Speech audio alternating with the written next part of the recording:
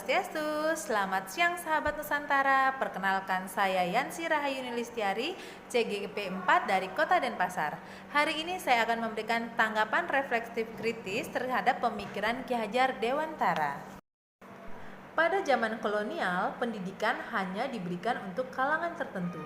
Namun, sejak tahun 1920, sejak berdirinya Taman Siswa, merupakan lahirnya cita-cita baru untuk perubahan radikal dalam pendidikan dan pengajaran. Ini merupakan gerbang emas kemerdekaan dan kebudayaan bangsa yang merupakan cikal bakal jiwa rakyat merdeka dan bebas.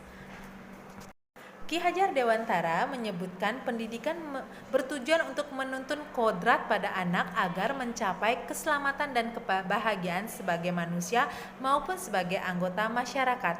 Jadi kita sebagai pendidik ini seperti seorang petani yang menanam benih-benihnya. Jadi seorang peserta didik itu merupakan benih yang akan disemai oleh seorang petani.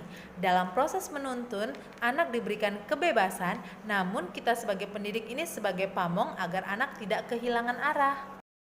KHD mengelaborasikan pendidikan ini terkait dengan kodrat alam dan kodrat zaman, yaitu dalam melakukan pembaharuan yang terpadu, kita harus selalu mengingat bahwa kepentingan anak didik baik untuk kepentingan pribadi maupun kepentingan masyarakat jangan sampai meninggalkan kodrat alam maupun kodrat zaman. Oleh karena itu, peran kita sebagai guru, sebagai orang tua, sebagai pendidik, penuntun, dan pemberi teladan menjadi sangat penting dalam menumbuhkan karakter baik pada anak kita. Proses pembelajaran yang mencerminkan pemikiran dari Ki Hajar Dewantara adalah kita harus menyadari bahwa setiap anak memiliki keunikan masing-masing, memiliki perbedaan. Oleh karena itu, dalam proses pembelajaran kita harus memerdekakan anak sesuai dengan keunikan masing-masing sebagai proses yang dilakukan. Untuk itu kita harus melakukan proses yang berorientasi pada anak. Yang harus dilakukan dalam proses belajar mengajar yang mencerminkan pemikiran dari Ki Hajar Dewantara adalah kita harus mengetahui potensi dari seorang anak melalui gaya belajar, melalui minat dan bakat dalam proses belajar mengajar tersebut.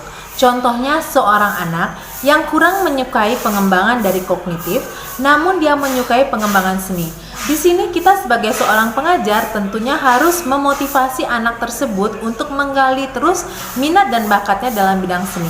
Tetapi kita harus juga tetap memberikan masukan bahwa kognitif itu merupakan salah satu hal penting yang harus dikembangkan oleh seorang anak. Nah, sejauh ini konsep pemikiran Ki Hajar Dewantara yang sudah saya terapkan dalam kegiatan belajar mengajar di kelas adalah selama masa pembelajaran daring ini saya terus mengadakan pembelajaran melalui online, yaitu dengan membuat video pembelajaran semenarik mungkin dan mengirimkan program mingguan kepada siswa, di mana saya memberikan kesempatan kepada anak, kepada siswa untuk merdeka belajar. Jadi mereka memilih sendiri mana kegiatan yang ingin mereka lakukan terlebih dahulu. Itu mereka kerjakan terlebih dahulu, setelah itu baru mengerjakan kreativitas yang lainnya. Demikianlah tanggapan refleksi kritis terhadap pemikiran Ki Hajar Dewantara. Semoga ini dapat bermanfaat bagi kita semua.